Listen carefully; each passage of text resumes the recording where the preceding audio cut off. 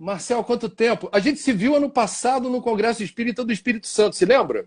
Eu Na me lembro, correria? eu me lembro de você indo, você estava saindo para ir para o aeroporto, né? E aí eu estava aí tirando umas fotos e você não fala de novo para mim que você não é espírita. Não fica repetindo isso para mim. E foi embora, eu me lembro. Eu adoro cutucar o Marcel. Quando ele apareceu lá na redação da Globo News, isso já tem tempo para me dar em mãos a Foi, biografia do Chico, autografada, coisa e tal. foi. Eu olhei para o Marcel, você se lembra? Eu falei assim, Marcel, cara, você teve um conhecimento enorme dos bastidores, inclusive, da vida do Chico e viu coisas acontecendo que Sim. a razão, provavelmente, de alguém que não é espírita não explica. E aí? Virou espírita ele? Não. Não. Aí depois fez a biografia do Kardec, se aventurou, fez uma imersão. Agora, Eu, Marcel, agora tu é espírita. Aí, não. Ah, não, mas aí, André, a melhor foi o seguinte: há 15 dias, o Rossandro me definiu numa live, ele falou assim: você é espiriteu, espiriteu. Aí eu já tô quase aceitando dizer que eu sou espiriteu, né? É uma boa definição. você Mas diz eu, isso para os outros. Eu vou contar um negócio para você. Eu fico muito curioso. Eu estou brincando com você, me permito isso, a gente se conhece há claro, muito tempo, mas ao longo da nossa conversa eu vou querer entender melhor como o Marcel de hoje, em termos de visão de mundo, cosmovisão das coisas, difere do Marcel, jornalista do Jornal do Brasil, onde eu também comecei lá na Rádio JB, temos essa verdade. ligação. E de Malicuia foi para Uberaba fazer de Chico Xavier o biografado. A primeira pergunta, a curiosidade é a seguinte: quando você conta essa história, você dá a entender que foi assim, não, fui lá para Uberaba. Conhecendo você, como eu julgo conhecer, você já era um jornalista respeitado à Uhum. época que se lançou nessa aventura.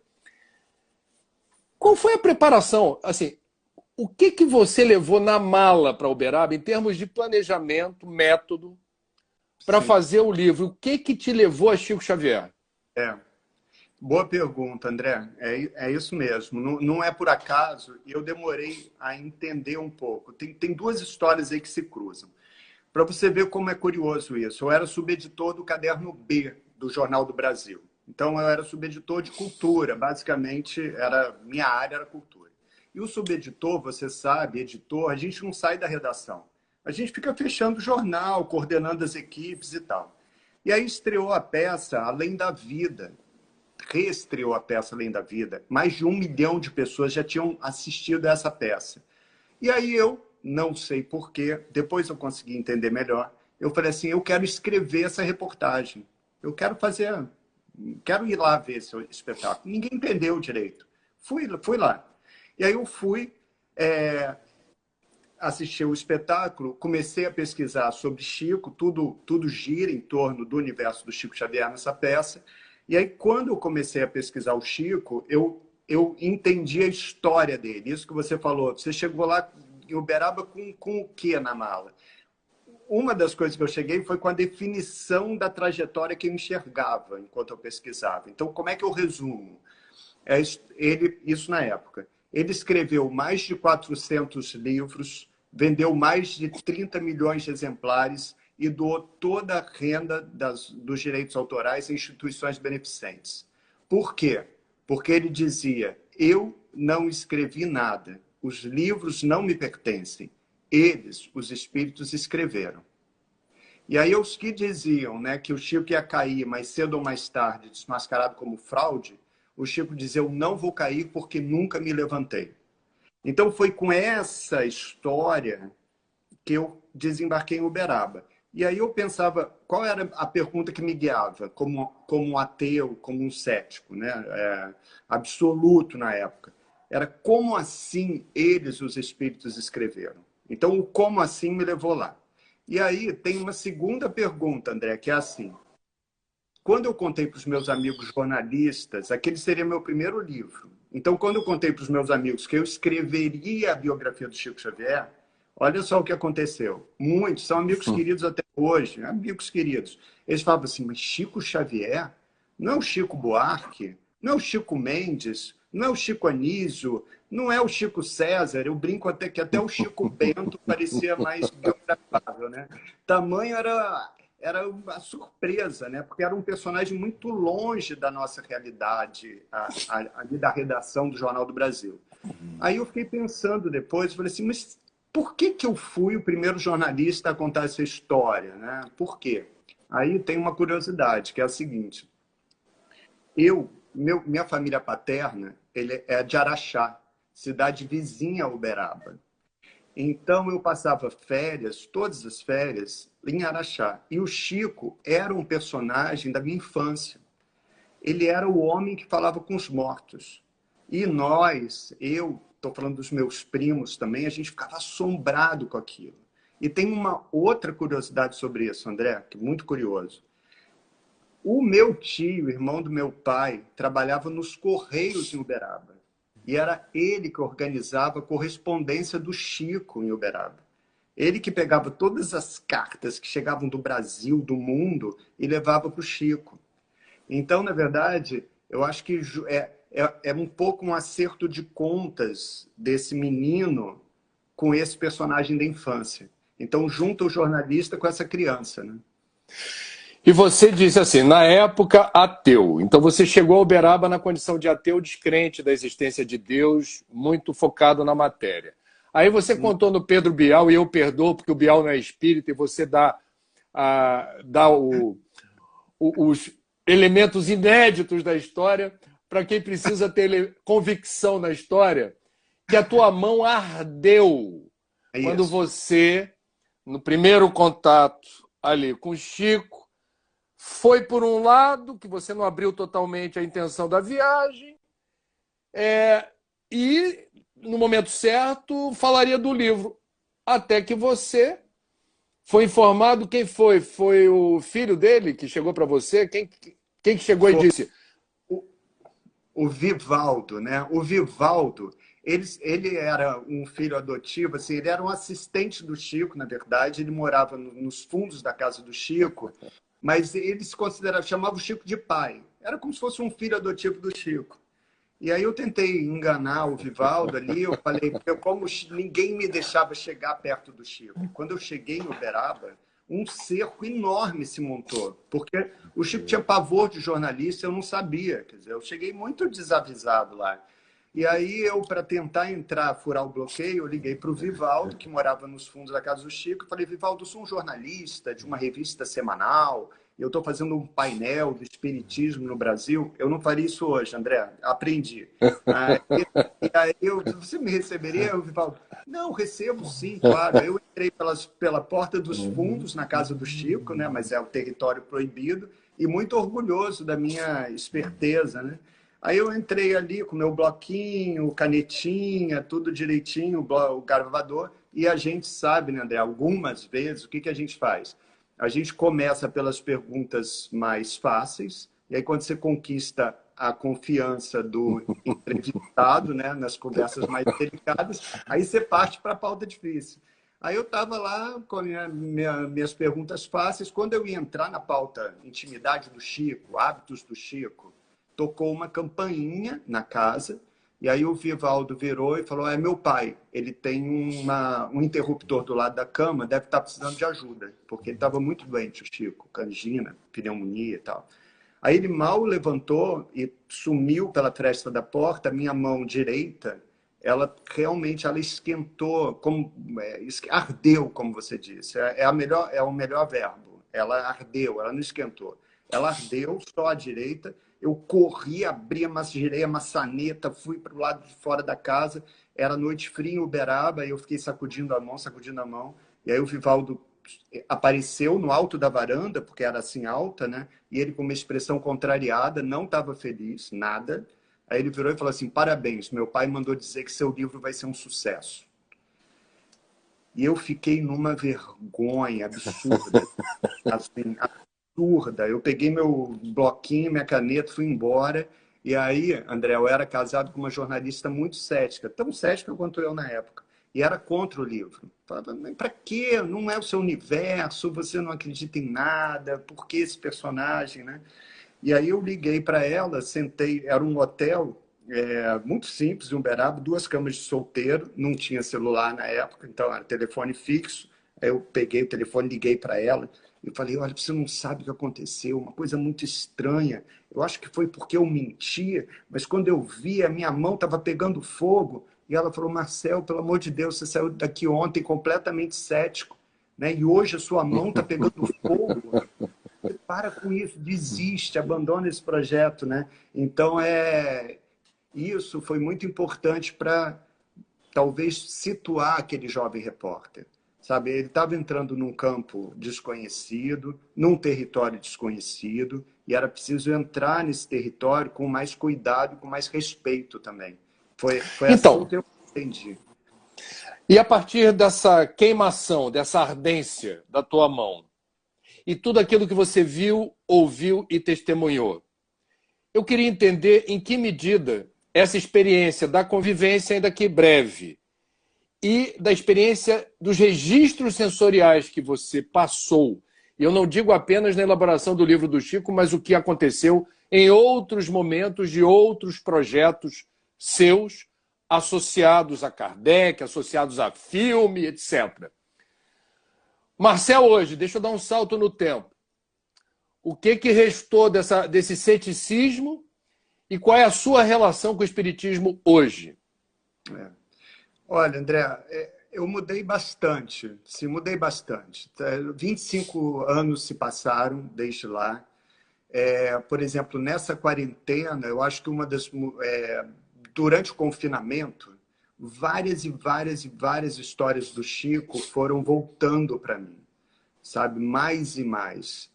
Tanto que eu fiquei com vontade pela primeira vez de vir para as redes sociais, de ir para as redes sociais. Eu nunca entrei em rede social, né? E eu fiquei com a vontade de compartilhar histórias do Chico. E compartilhar escritos que eu guardava nos cadernos só. São cadernos de capa preta. E eu olhei para aqueles cadernos no início da quarentena e eu falei assim, eu vou guardar isso para quê?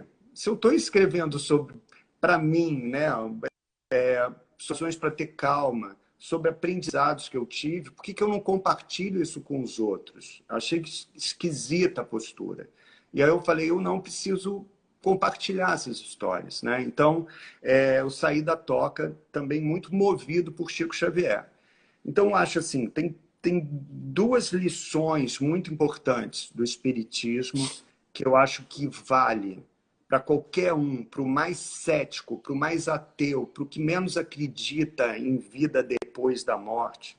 Você tem uma lição, número 1, conexão com o outro. Conexão real, autêntica, legítima, intensa, verdadeira com o outro. Que eu sei que você sabe exatamente o que eu estou falando, porque você é pura conexão. A outra lição é o Espiritismo, o contato com a vida de Chico, o contato com a trajetória do Kardec, por exemplo, aumentaram a minha responsabilidade em relação ao tempo que nós temos aqui nessa passagem. Então, isso não tem a ver com fenômeno, não tem a ver com fé, isso tem a ver com sabedoria.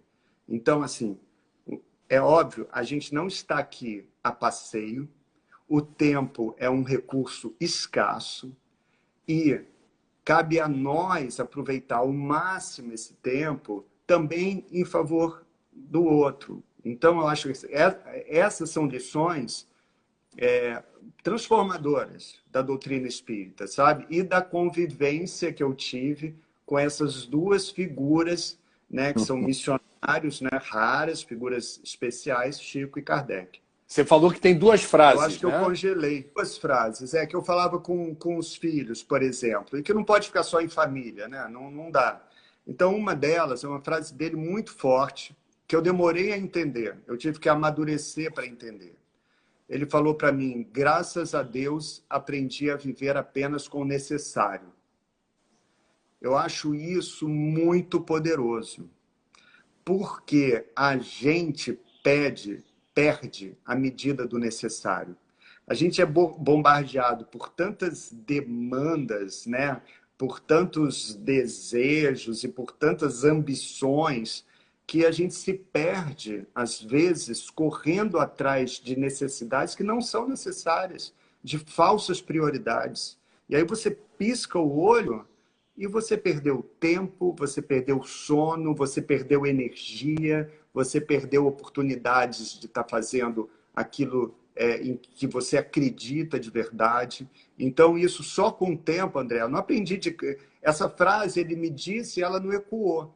Tanto que ela não está no livro. Ela passou. Só depois que essa voz do Chico começou a voltar, né, numa cabeça mais madura, e e eu consegui entender. Então, essa frase dele é muito forte. Tem uma outra fortíssima também, que é assim: muitas vezes as pessoas se aproximavam do Chico querendo receitas, ou profecias ou informações secretas sobre vidas anteriores. Então, Chico, eu estou sofrendo demais. Será que eu fiz algum mal enorme numa encarnação anterior? Ou eu estou sofrendo tanto, será que eu vou agora nascer melhor e tal? E eu, Chico, ouvia, né? E ele falava assim: cuida dessa vida, porque essa vida já dá trabalho demais. Cuida dessa vida. Então, então, você tem esse Chico sábio, né? Que é do tipo, gente, vamos trabalhar, né? Vamos trabalhar, vamos fazer o nosso melhor a cada dia, que isso já está bom demais, né? E vamos parar de pensar em passado e futuro, que a gente não domina, né, André? O mínimo domínio que a gente tem é sobre aqui e agora, né? Isso que a gente está vivendo agora, por exemplo. Eu fiquei muito emocionado quando eu também assisti ao filme do Daniel Filho, que foi inspirado no teu livro, na biografia do Chico, quando eu me toquei de que quem estava à frente da produção não era espírita. Quer dizer, você juntou um diretor, um jornalista, nenhum dos dois espíritas, e que produziram uma obra muito respeitosa e sem ser, digamos, tão fiel ao culto de uma imagem glamourizada. Vamos colocar nesses termos. Quer dizer, eu sou espírita, mas eu acho muito interessante quando a gente consegue, especialmente no audiovisual, não santificar ou beatificar imagens de pessoas que são gente como a gente em certo aspecto. Isso. Então, por exemplo, aquela parte do filme do Chico gritando de medo no avião é uma parte que aproxima muitas pessoas do Chico. Do Chico humano, do Chico que tem suas questões em relação à morte, por exemplo. Tem alguma história de bastidor que os céticos, não espíritas, envolvidos com a produção cinematográfica blockbuster, mais de 4 milhões ou 5 milhões de pessoas foram ver o filme, o que aconteceu de bastidor? Porque você também se embrenhou nessa mata, escreveu sobre isso. O que abalou as estruturas dos céticos nos bastidores do filme? Olha, é ótima pergunta, André. Um dos mais absolutamente cético era um comunista, absolutamente materialista, e ele saiu completamente transformado. Ele se converteu, não é um bom verbo, mas ele se tornou um espírita mesmo, e aí ele conseguiu enfrentar a doença com muito mais serenidade, né, com muito mais paz, a doença que o levou embora. E tem uma coisa muito curiosa com o Nelson. Olha que estranho isso, André. Isso é muito estranho. Quando o livro As Vidas de Chico Xavier ele foi relançado e ele fez muito sucesso, né? 10 anos depois do primeiro lançamento, eu peguei o livro, eu nunca fiz isso mais na vida, foi a primeira e última vez que eu fiz. Eu peguei o livro, descobri o endereço do Nelson Xavier, ele morava em Santa Teresa, Aí eu mandei para a casa dele. Se um dia este livro virar filme, eu adoraria que você fosse o Chico Xavier. Mandei, passou, aí esqueci. E aí o Daniel assumiu o projeto e aí ele me contou: olha, eu estou pensando, já convidei o Nelson Xavier para fazer o papel do Chico Xavier. Aí, eu falei, aí o Nelson mostrou para ele a dedicatória aqui, ó. Marcelo, há 5 anos ou 6 anos já tinha visto. Porque se você pensar no nosso imaginário, quem era o Nelson? O Nelson ficou muito famoso como Lampião, né, Foi. do seriado da Globo. Ele não tinha essa persona Chico Xavier, mas foi a pessoa que me ocorreu e foi a pessoa que ocorreu ao Daniel. E tem uma coisa que foi muito bonita, que eu nunca vou esquecer isso. Eu estava em Uberaba no último dia de filmagem do Nelson como Chico Xavier. E a cena, ela foi gravada, a sequência, no Grupo Espírita da Prece, o Centro do Chico, onde eu conheci o Chico, onde eu pude me encontrar com ele, onde tudo começou. E a gente estava ali naquela casinha simples, aí acabou a cena, o Nelson saiu do personagem, e aí tiraram a peruca que ele estava usando, começaram a descaracterizar ele, e aí veio a cabeleireira, ele tinha um cabelo ainda ali nascendo e tal, aí rasparam, e eu vi o personagem, o Chico Xavier sumindo, sabe? Diante ali dos meus olhos naquela casa, todo mundo em silêncio, e o Chico indo embora de novo. Foi uma cena muito forte, com Nossa. muito emocionado também, né? E ali ele se despediu do personagem. Meu amigo, tá chegando o final do primeiro tempo da nossa live e eu me programei aqui como árbitro da live para apitar o início do segundo tempo, saindo um pouquinho de Chico Xavier e entrando no universo de Kardec. Sim. A biografia de Kardec, ela veio a reboque do sucesso editorial e cinematográfico do Chico, porque você inspirou o filme do Chico e inspirou o filme do Kardec, do Wagner de Assis, com 2 livros. A ideia matricial da biografia do Kardec, ela surgiu de que maneira e por quê? Uma ótima pergunta também. Na verdade, André, me cobravam muito uma biografia do Kardec, sabe? Os leitores da biografia do Chico falavam, tá faltando uma biografia jornalística do Kardec. E eu fui adiando esse projeto o quanto eu pude. E eu ficava tentando sair do tema e buscando outros temas mesmo. Tentei escrever romance, ou tentei entrar em alguma biografia do campo político, e nada andava. Nada anda e nada andava. Quando eu tentava seguir caminhos diferentes, eu não seguia, não conseguia seguir adiante. E ficou o Kardec o tempo inteiro na minha. Aí eu olhava para o lado, estava o Kardec, eu olhava para o outro, estava o Kardec. Aí chegou uma hora, eu falei assim: tá bom, vamos lá, preciso escrever esse livro. E eu achei que fazia sentido pelo seguinte: é, é quase que um fechamento de um ciclo de pesquisa. Porque para eu conseguir entender o Chico há 25 anos, eu tive que estudar Kardec.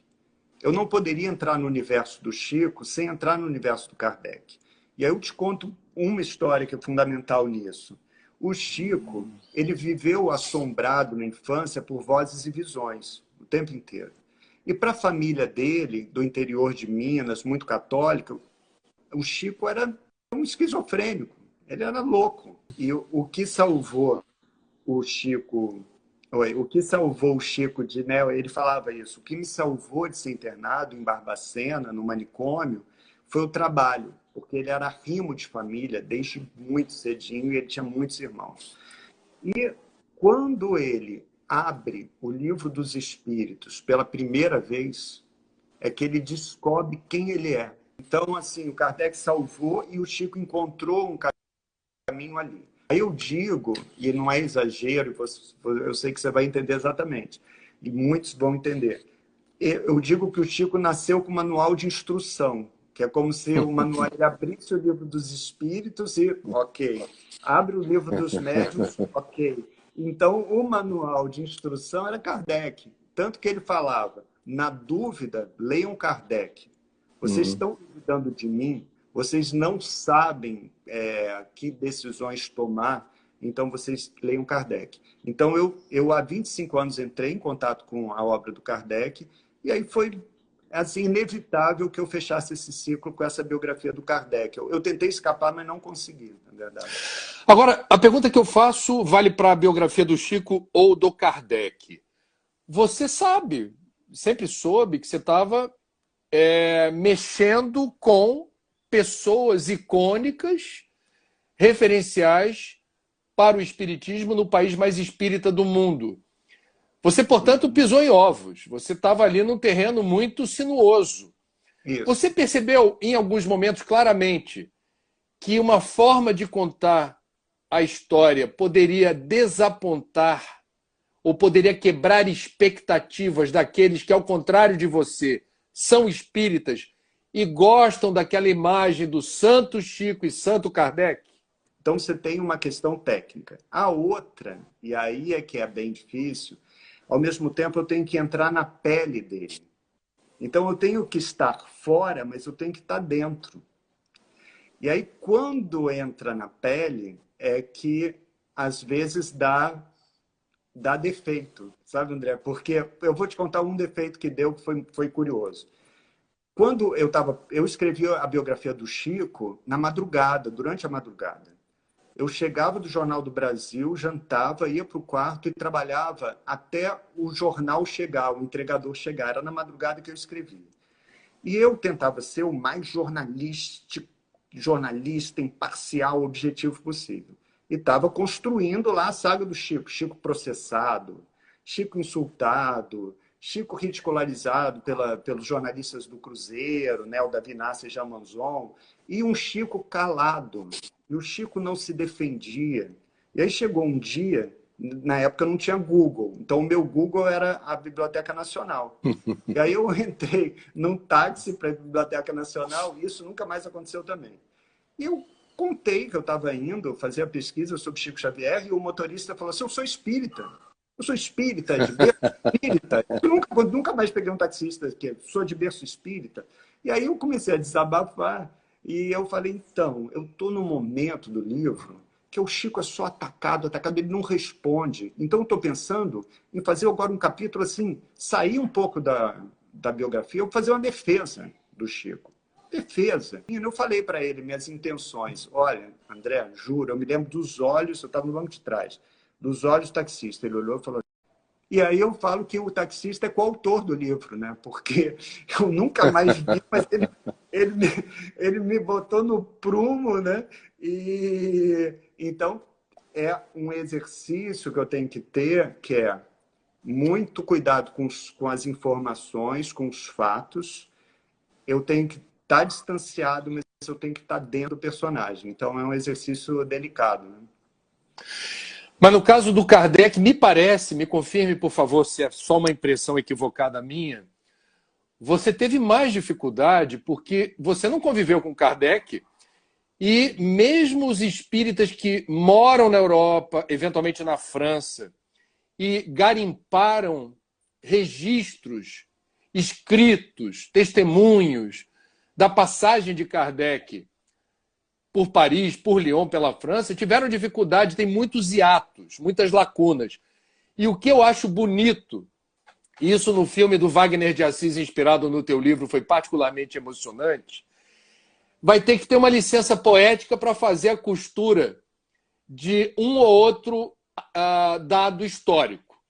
E aí o Wagner, a meu ver, foi muito feliz quando mostrou, por exemplo, Kardec dançando com a Amélie na sala. Isso. Quando mostrou o Kardec brincando com a garotada que recebia aula particular. Fazendo brincadeirinha. Os espíritas, eu diria mais puristas, alguns podem ter falado, nossa, mas aí não, Kardec não ia fazer isso desse jeito. E eu, no cinema, me emocionei, falando, que legal, porque o Wagner é espírita, você Isso. não. E ele se permitiu não ficar na moldura da sua santidade Kardec. Espírita, né? Então a voz do Kardec está lá. E ali, André, tem uma coisa que é uma história que me marcou muito, que eu vou contar agora, senão eu esqueço, que é um discurso dele que é incrível, que é assim, ele era muito atacado pela imprensa, muito atacado pela ciência, muito atacado pela igreja. E aí chega uma hora, estavam saindo cartoons, ironizando as mesas girantes e tudo, e ele vira e fala assim: vocês estão rindo do quê? Será que não veem que o materialismo mata? E aí ele fala: nenhum dos meus diplomas, nenhum dos meus títulos, todos eles somados, não valem nem metade do que vale uma carta que eu recebo de uma pessoa que diz: eu ia me matar, li seu livro, ou descobri a doutrina e desisti. Então, ali, ele é um discurso para espíritas, na sociedade espírita, e ele manda essa mensagem. Ele falou para os discípulos mesmo, né? Os companheiros de doutrina dele, que ele estava divulgando e fiscalizando ao mesmo tempo. Porque olha o que trabalho difícil, André. Ele era o principal divulgador, além do codificador, mas o principal fiscal da doutrina, ao mesmo tempo, complexo, né? Então, o que ele fala? Ele fala para as pessoas: qualquer cético pode desconfiar ou até ridicularizar os fenômenos, mas ninguém pode desconfiar da solidariedade, da caridade. Boa, Então, boa. ele começa, né, a pregar o trabalho em favor do outro. E Sim. começa a dizer que fenômenos como mesas girantes, por exemplo, eles eram o pré-primário do espiritismo que ele falava. Né? Então, isso fora da caridade, não. Eu acho que, em parte, isso tem a ver também com fora da caridade não há salvação nem para uma doutrina. Entendi.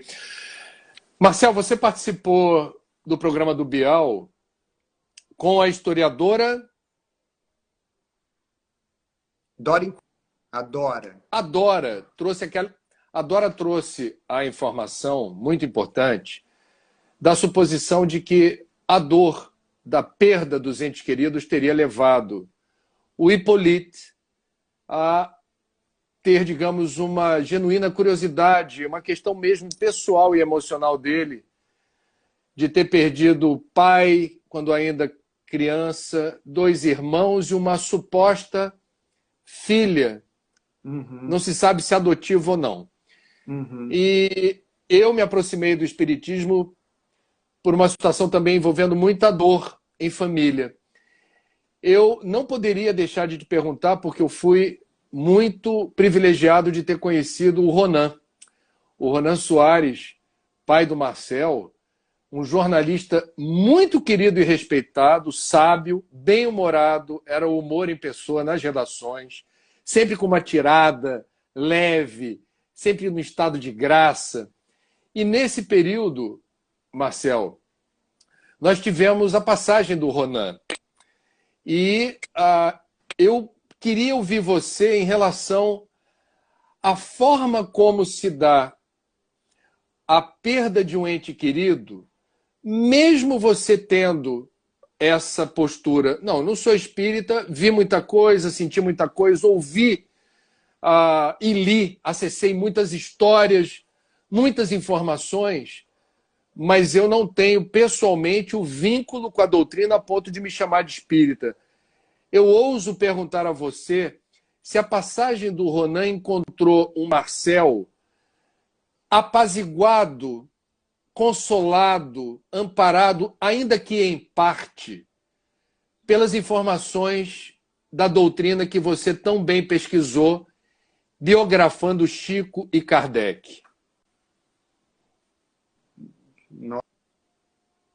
Nossa, essa é uma pergunta, hein, André?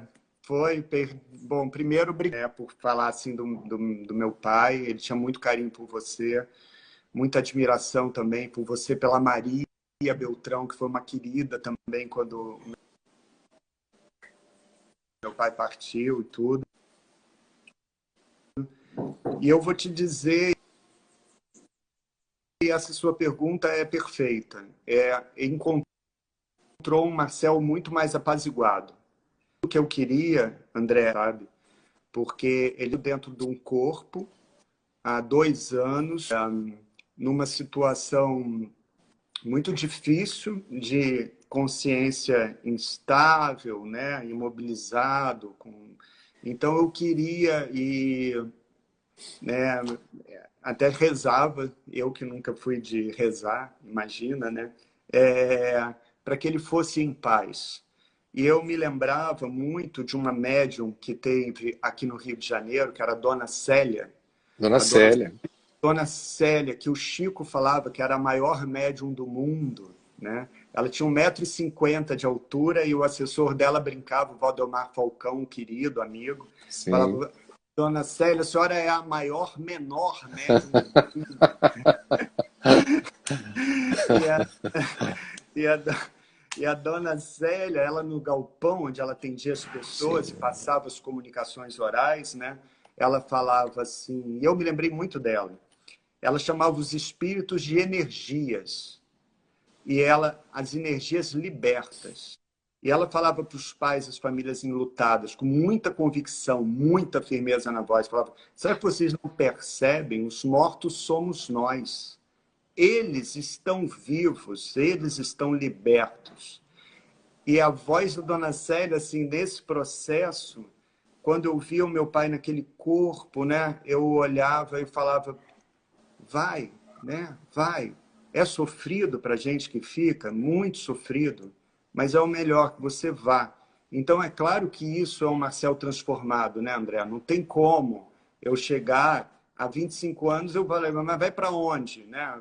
Vai para onde? Então, é assim, eu digo, né, em palestras eu falo, e muitos espíritas falam, nós também, que eu falo que a minha fé não é consolidada, né? Ela vive cheia de altos e baixos, né? Às vezes eu acredito mais, às vezes eu duvido mais, mas o que eu falo para os meus amigos céticos absolutos, muito materialistas, eu falo assim: existe autossugestão, existe mistificação, existe muita coisa, mas, no mínimo, respeitar o mistério. É o que eu falo. Você Uhum. precisa respeitar o mistério, estudar o mistério, se abrir para o mistério.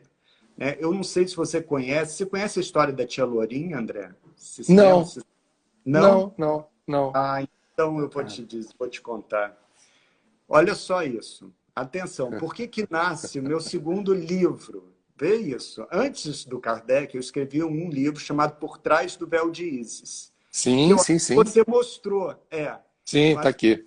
que isso. O Por Trás do Véu de Ísis, que é uma investigação. Eu acompanho uma mãe, uma querida, que eu vou encontrar amanhã até numa live, que é a Juraci Quirino. Ela perdeu os 2 filhos e busca provas de que eles estão vivos em outra dimensão. Esse livro aí. Por que que eu escrevi esse livro? Olha só isso. Aquele jovem repórter vai e escreve a biografia do Chico Xavier. Aí fica: que isso, Chico Xavier? Você não é espírita e tal. Um livro sobre mediunidade, que é um absurdo completo.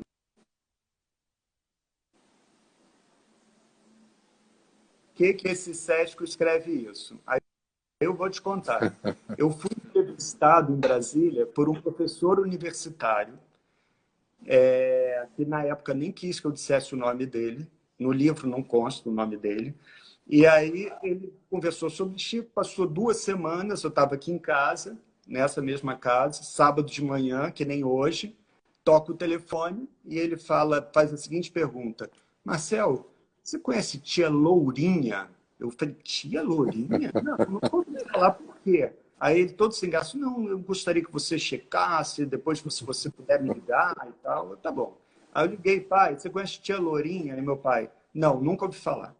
Aí eu, mãe, você conhece tia Lourinha? Aí a minha mãe, nossa, demais, era a melhor amiga da sua avó, grande amiga da tia Maria, Olha. morava na Tijuca, morreu de câncer.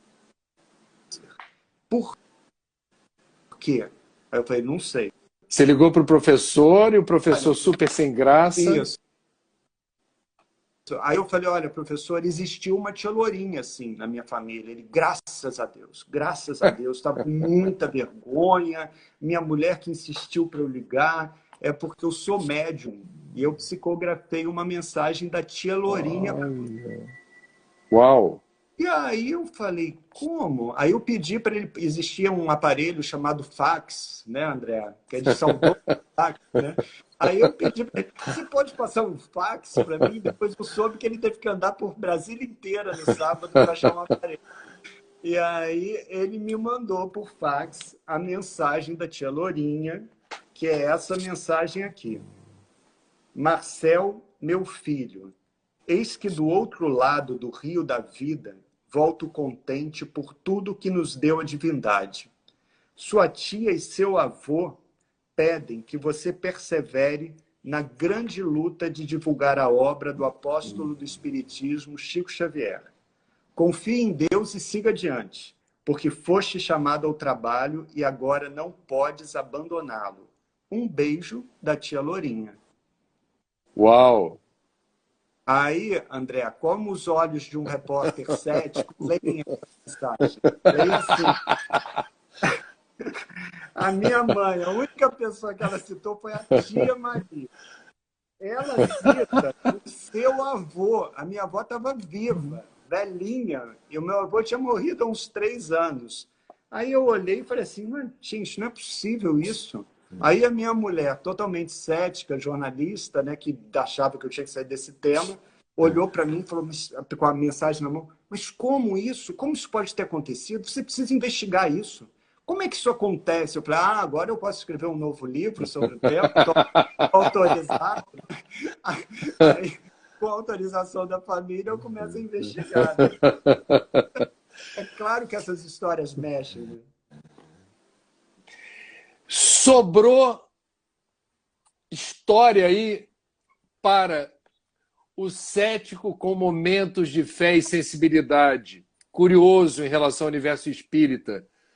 Alguma história dessa seara que ainda brilha no teu horizonte e você imagina realizar algum outro trabalho do gênero, assim, de investigação jornalística que resulte num livro, alguma coisa assim? Boa pergunta também. Olha, André, eu fico sempre falando, não, acabou, né? Eu já escrevi a biografia do Chico, escrevi a do Kardec, escrevi uma investigação sobre mediunidade e tal, chega. Mas eu preciso te dizer o que eu estou acompanhando com muita atenção, que é um trabalho da equipe da Universidade Federal de Juiz de Fora, que é do NUPS, Núcleo de Estudos da Espiritualidade e da Religião, e que é um trabalho conduzido pelo Alexander Moreira Almeida, que é um psiquiatra. E o núcleo dele é incrível. Você tem físico, tem antropólogo, tem estatístico, tem historiador. E eles estudam essa relação complexa entre religião e ciência, mas eles lançaram a seguinte convocação que está na internet. Se você digitar NUPES ou digitar Alexander Moreira Almeida, você chega lá. Se você tem alguma história de EQM, de experiência de quase morte, ou alguma lembrança de possível encarnação anterior, mande o seu relato para a gente. O que aconteceu? Mais de 600 pessoas enviaram relatos. Então, esse grupo vai começar a ir até essas pessoas para, como Ian Stevenson fazia, por exemplo, na Universidade de Virgínia, comprovar que sim, uma consciência se desprendeu desse corpo físico e foi para uma outra dimensão. Quer dizer, a consciência é livre, né? Então eles vão para esse universo. E sim, há evidências de que sim, essa pessoa teve essa identidade numa vida anterior. Então, eu estou muito acompanhando esse trabalho. E talvez, né, não sei, talvez isso gere um livro. Eu estou muito nesse campo, que aí eu entraria no campo científico mesmo. Né? Que legal, que história boa. Sabe como é que eu te vejo, Marcel? Eu vejo você como uma pessoa que traz uma sensibilidade muito importante para que os espíritas brasileiros, principalmente, se vejam no espelho a partir do olhar de quem não é espírita. E isso faz toda a diferença na capacidade da gente não perder lucidez. Assim, toda vez que você conseguir nos saudavelmente impressionar pela distorção, quando você não falar aquilo que a gente ouve sempre de um espírita, mas quando você falar aquilo que vem através de uma pessoa que conhece a doutrina, mas não é espírita, e é cético como Kardec foi. Porque o teu biografado foi um cético. Foi um cético. Foi. E isso é algo que atribui uma credibilidade enorme. Então, e é uma missão curiosa tua. Do meu ponto de vista, antes de encarnar, você já tinha plena ciência de tudo isso aí que você está estudando. Agora, na hora de encarnar, quis o destino que viesse, dizendo assim, não, mas peraí, eu sou da falange de São Tomé, velho. Se não provar direitinho o que é e o que não é, não me convide, porque eu não vou perder meu tempo. E é impressionante a contribuição do teu trabalho, inclusive para os espíritas terem, eu diria, menos susceptibilidade para, ou menos, eu diria, adesão a visões românticas, a visões estereotipadas. Essa de que o Kardec é sisudo, sério. Eu hoje te homenageei aqui na tua biografia com uma camisa que eu ganhei, que o Kardec está com risinho, ó. A Ah, que camiseta que eu ganhei. adorei! Kardec's Gym, que não por acaso é uma garotada, uma juventude lá de São Paulo, que Adorei. resolveu bancar essa ideia. Peraí, não é porque a foto sisuda do Kardec, a única que temos é essa, que a gente vai chancelar a sisudez como Jesus, da mesma forma. Gostava das festas, das bodas, e certamente tinha momentos de muita descontração, de riso, de confraternização, que a gente perdeu, ficou desidratado, cara, para contar isso. Eu estou dizendo tudo isso para te encorajar a ser sempre muito autêntico e fiel ao teu olhar. A gente cutuca você brincando, não é espírita ainda? Mas não acredito que você não é espírita. É ótimo você não ser espírita, sendo a pessoa de bom coração, inteligente, excelente jornalista e biógrafo que você é. Que Porque é bom, uma André. contribuição inestimável, cara. Faz toda a Muito, diferença. muito obrigado, muito obrigado. Mas sabe que eu lembrei agora de uma história do Chico, que é o Chico, eu vi isso acontecer lá no Grupo Espírita da Prece, que era uma senhora muito falante, muito animada, e ela falava alto, e o marido tímido, todo recolhido, e ela falando assim, Chico, esse homem é tudo de bom, esse homem é uma maravilha. É bom filho, é bom pai, é bom neto, é bom patrão, ele é bom tudo. Mas ele tem um defeito grave, ele não é espírita. Aí o Chico olhou e falou, mas se ele é tudo isso, não mexe não, deixa quieto, né? Não precisa ser espírita, né, André? Eu sou muito bem recebido nas casas espíritas, eu faço palestras, fazia mais, porque eu sou meio bicho do mato, vivo intocado, né? Mas eu sou sempre acolhido com muito carinho, sabe? Eu me sinto muito bem nas casas espíritas, sabe? Assim, é raríssimo. Eu sei que você fala brincando, mas é raríssimo um espírita se aproximar e cobrar entre aspas, uma conversão, né? Porque você tem uma abertura na casa espírita que é fantástica. Por isso que eu digo assim, o que é uma casa espírita? Ele é um centro de estudo e ele é um polo de solidariedade. Então, você junta de apoio fraterno, né? A gente sabe, você que circula também pelo Brasil todo, quantas vidas são salvas nessas casas. A gente sabe disso. Então, a gente vive hoje uma epidemia, né, de depressão que é muito grave. Tem jovens em estado de depressão enorme também. Então, quando alguns desses jovens abrem um livro dos espíritos, abrem um livro dos médiuns, né, abrem uma obra do Kardec, abrem livros de Chico, muitos desses jovens eles se transformam e se salvam. Então, eu fui fazer uma palestra em Brasília uma vez, e aí quando chegou a hora de eu fazer a palestra, eu fui levado para um container de ferro, num calor, aquilo pegando fogo, um microfonezinho dentro do container, 6 pessoas no container. E eu falava, para que eu preciso de microfone se estou num container com 6 pessoas? Aí começou um show de pagode lá fora, eu tinha que berrar no microfone, eu falava, meu Deus, o que é isso, né?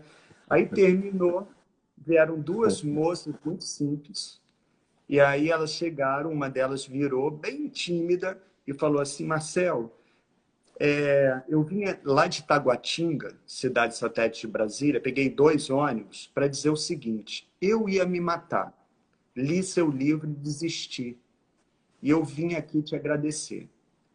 André, isso é um negócio tão forte que eu me lembro que eu não sabia o que falar, fiquei assim, abaladíssimo, e depois, o que eu entendi? E aí dá para entender fácil. O que salvou a vida dela não foi o meu livro, foi a trajetória do Chico Xavier. Porque quando ela viu aquela história de luta, de doação, de um homem que levou as últimas consequências, a frase dele, ele falava, o trabalho engrossa o fio da vida. O trabalho engrossa o fio da vida. Quando ela viu aquilo, ela colocou as dores e as necessidades dela em outro lugar. Então, a trajetória do Chico salvou aquela moça, como salvou quantas pessoas mais? Né? O Livro dos Espíritos, a obra do Kardec, quantas vidas já salvaram e transformaram? Então, quando eu entro nesse território, por mais que eu tente ter um distanciamento e mostre contradições desses homens, que são homens, né? Não são mitos, eles são humanos, eu mostro com respeito, porque eles fizeram a diferença e eles nos ajudam a encarar a vida com, no mínimo, mais responsabilidade. Né? Então, assim, eu tenho esse cuidado e eu acho que o leitor espírita ele percebe isso também. Todos percebemos e por isso todos somos realmente gratos. Eu vou falar por mim, é um prazer ser seu amigo, é um prazer acompanhar a sua trajetória. É um prazer ler os seus livros, assistir os filmes inspirados nos seus livros. E estamos aí no meio do caminho, amigão. Tem muita coisa para acontecer ainda. Então te Né, André? prepara. Prepara a carcaça. Prepara a carcaça. Eu te agradeço, Marcel, a honra do papo. É sempre bom rever um amigo. Fazia tempo que a gente não tinha um dedo de prosa como a gente está tendo hoje. Eu desejo a você simplesmente o melhor para você, para sua família, tudo de bom. Gratidão pelo tempo que você dispensou para essa nossa live hoje aqui, querido. Fica com Deus, se cuida, pelo amor de Deus, que a pandemia está por aí. Kardec não foi um negacionista científico, mas tem gente por aí distraída, sem prestar atenção na boa ciência. Fica com Deus, tudo de bom.